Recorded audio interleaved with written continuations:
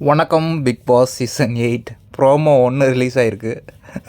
நேற்று பண்ண வேலைக்கு இன்றைக்கி பிக் பாஸ் இதே மாதிரி நேற்று மாதிரி இன்றைக்கும் பண்ணிங்கன்னா ஐயோ எவனும் பார்க்க மாட்டானுங்கடா அப்படின்னு நினச்சி ஒரு கொளுத்தி போட்டிருக்காப்புல. ஸோ என்னென்னா ஒரு பல்லக்கு கொடுத்துருக்காரு, தூக்கிட்டு போவாங்கல்ல ராஜா உட்கார வச்சு தூக்கிட்டு போவாங்கள்ல, அந்த மாதிரி பல்லக்கு கொடுத்துருக்காரு. அதில் வந்து ஒரே ஒரு பல்லக்கு தான் கொடுத்துருக்காரு, அதை 2 பேருமே யூஸ் பண்ணிக்கணும்.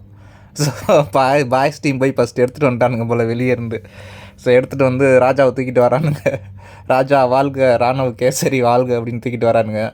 ஸோ இப்போ வந்து கேர்ள்ஸ் டீமுக்கும் அதே தானே வேணும். ஸோ கேட்குறாங்க. உடனே நம்ம ராஜா விட்டு படைத்தளபதி, ராஜா நாட்டு படைத்தளபதி வந்து கொடுக்க மறுக்கிறாரு. அதை நீங்கள் வெளியே இருக்கும்போதே எடுத்துருக்கணும்ல, இப்போ வந்து கேட்குறீங்க, வெயிட் பண்ணுங்கள் அப்புறம் தருவோம் அப்படின்னு சொல்லிட்டு சொல்கிறாரு நம்ம ராணி விட்டு படைத்தளபதி அவங்கள்ட்ட. உடனே அப்புறம் ராணியோட்ட ராணி நாட்டு படைத்தளபதிக்கு வந்து கோவம் வந்துடுச்சு.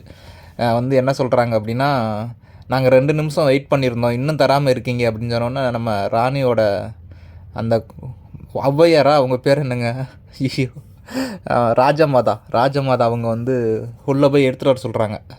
ராஜா நாட்டுக்குள்ளே போய் அதை போய் தூக்கிட்டு வாங்க அப்படின்னு சொன்னோன்னே நம்ம பைல்வான் இருக்கார்ல, சட்டையை போடாமல் தெரிவார்ல சத்யா, அவரை அனுப்புகிறாங்க உள்ளே போய் தூக்கிட்டு வர்றதுக்கு. ஸோ உடனே சண்டை வருது, எப்படி எங்கள் நாட்டுக்குள்ளே அனுப்ப போவீங்க அப்படி இப்படின்னு. இல்லை நாங்கள் 2 நிமிஷம் வெயிட் பண்ணோம் அப்படின்னு நீங்கள் தரவே இல்லை, அதனால தான் நாங்கள் உள்ளே அனுப்பினோம் அப்படின்னு சொன்னாங்க. ஆனால் திருப்பி அவங்க கொடுக்கவே இல்லை, வெளியே போடா அப்படின்னு அனுப்பிச்சி விட்டாங்க போல இருக்குது. ஸோ ராஜாவை தூக்கி பல்லக்கில் உட்கார வச்சு, இப்போ நீங்கள் எடுத்துகிட்டு போங்க, இப்போ நீங்கள் முடிஞ்சால் எடுத்துகிட்டு போங்க அப்படின்னு உட்கார வச்சுருக்காங்க ராஜாவை பல்லக்கு மேலே. ஸோ பார்ப்போம் எப்படி இருக்குன்னு.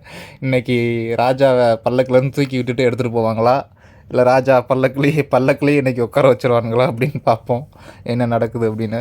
ஸோ ராணிக்கு வந்து பல்லக்கு கிடைக்குமா, இல்லை ராணி ஆல்ரெடி வெளியே போகிறது மாதிரி உறுதி ஆயிடுச்சு.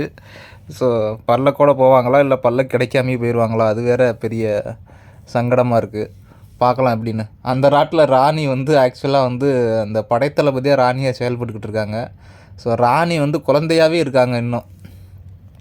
இதுக்கு முந்தின சீசன் பார்த்திங்கன்னா இதே வயசில் உள்ளே வந்திருப்பான் பொண்ணுங்கள்லாம் பார்த்திங்கன்னா, அந்த தனலட்சுமின்னு ஒரு பொண்ணு வந்துச்சு, யாசிகா ஆனந்தெலாம் வந்துச்சு. அதுங்கெல்லாம் விளாண்ட விதமே வேறு லெவலு.